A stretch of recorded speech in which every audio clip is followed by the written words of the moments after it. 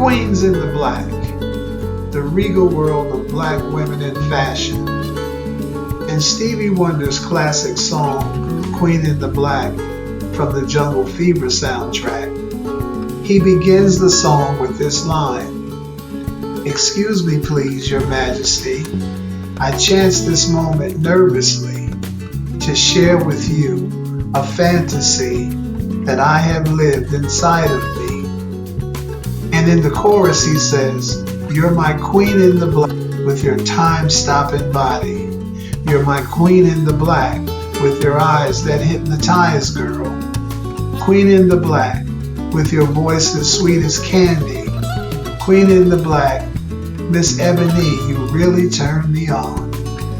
Wow, what a great way to describe the regality, the majestic wonder, and royalty of the black woman, and the way most see her, especially when she is dressed to the nines.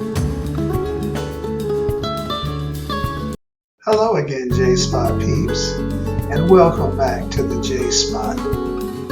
I'm your host, Mr. J, and for those of you who have subscribed thus far, thank you. We really do appreciate your support. And for those of you who are stopping by for the first time, welcome. And if you enjoy this content, make sure you subscribe. Make sure you give us a like, drop us a comment, and share this content with your family and friends. And make sure you hit that notification bell. There is no denying that in the world of fashion, black women have long been at the forefront and have demonstrated their styles and personalities through their inventive fashion transformations over the past decades. From the elaborate big hats of the 40s church-going women to acclaimed author Zora Neale Hurston's more minimal ladylike chapeau, to Josephine Baker's sensual style, to Grace Jones's strong edge, black women in fashion have been Siamese twins with no wish whatsoever for separation. Black women, fashion design, and cloth making goes as far back as early civilization, and even today, many female designers of African descent draw on inspiration from Africa in their designs. There remains a long-standing and unbreakable connection with the roots of a craft, simultaneously old yet current. Much as it does today, the attire of early African civilization varied greatly. The attire, which included vibrant and richly dyed lengthy clothes, feathers, and animal skins, was dominated by jewels of both precious stones and natural items, such as woods and seeds. And, as was tradition, it was the village women who would produce the garments by spinning cloth, dyeing, sewing, and styling. However, both men and women performed weaving. Most Africans who came to the Caribbean and the Americas did so as slaves, arriving here almost, if not completely naked, creating a demand for women to make homemade spun cloths for clothing garments, while the children would help with spinning of cotton and wool. The slave masters, upon recognition of the skills these women possessed, were soon giving sewing instruments and patterns to the women to make clothes for them also.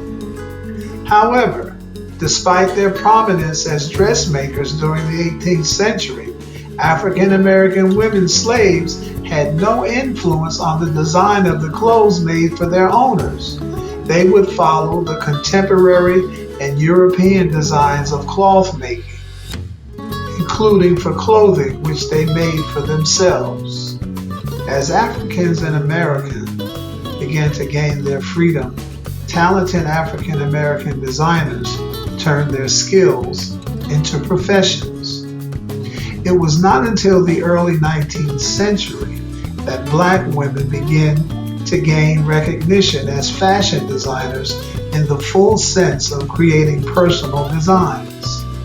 Thanks to women such as Elizabeth Keckley, Frances Criss, Anne Lowe, and Zelda Wynne Valdez, African American women began to gain recognition as fashion designers. Elizabeth Keckley began her own dressmaking business in 1860 in Baltimore and later in Washington, shortly after buying her freedom from slavery and escaping harsh physical and sexual abuse at the hands of her slave masters, the Burwell family.